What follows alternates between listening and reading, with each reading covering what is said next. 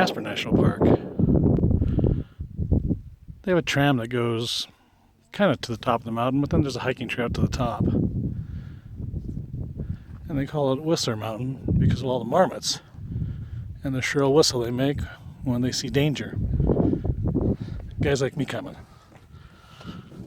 But Jasper's pretty amazing. I came here back in the 1970s when I was a tour guide. So that was 30 years ago. But it doesn't get old.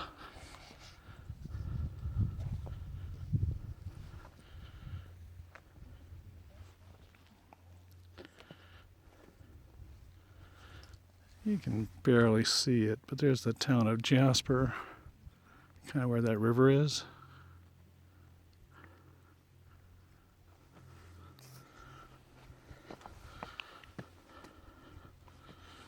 But this is the impressive part.